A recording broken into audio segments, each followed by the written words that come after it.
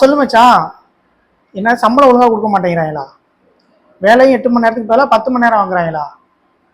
சரி கவலைப்படாத, உனக்காக நான் ஒரு சொல்யூஷன் சொல்லி இப்போ ஒரு வீடியோ போடுறேன்.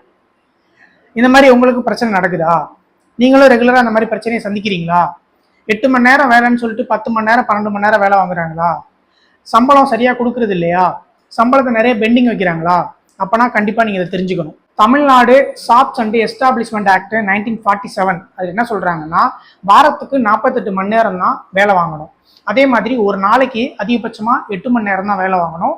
அவங்களுடைய சம்பளத்தை கரெக்டா கொடுக்கணும். சம்பளம் அவங்களோட அடிப்படை சம்பளம் எவ்வளவு அப்படின்றதையும் கரெக்டா கொடுக்கணும். 14 வயசுக்கு கீழே இருக்கவங்களை கடையில வேலை செய்ய வைக்கக்கூடாது.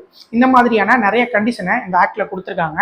இந்த கண்டிஷன்லாம் சரியா அந்த கடைக்காரவங்க பண்ணாம, சம்பளத்தை உங்களுக்கு சரியா கொடுக்காம இந்த மாதிரி நிறைய குற்றங்களை திரும்பி திரும்பி பண்றாங்க அப்படின்னா, நீங்க அருகில் இருக்கக்கூடிய உங்களோட லேபர் கமிஷனர் கிட்ட நீங்க கம்ப்ளைண்ட் ரைஸ் பண்ணலாம். அப்படி இல்லையா உங்களோட லேபர் அசோசியேஷன்லயும் நீங்க கம்ப்ளைண்ட் ரைஸ் பண்ணலாம். இல்ல அப்படின்னா லேபர் கோர்ட்லயும் நீங்க கேஸ் ஃபைல் பண்ணலாம். இந்த மாதிரியும் உங்களோட லீகல் ரைட்ஸை நீங்க வந்து அப்ளை பண்ணிக்கலாம். அதுவும் இல்லாம அந்த ஆக்ட்ல வந்து புதுசா ஒரு அமெண்ட்மெண்ட்டும் பண்ணியிருக்காங்க. ஒவ்வொரு தமிழ்நாட்டில் இருக்கக்கூடிய கடைகளும் வந்து பாத்தீங்கன்னா கடையோட பேரை வந்து தமிழ்ல வைக்கணும் அப்படின்ற ஒரு நல்ல விஷயத்தை கொண்டு வந்திருக்காங்க.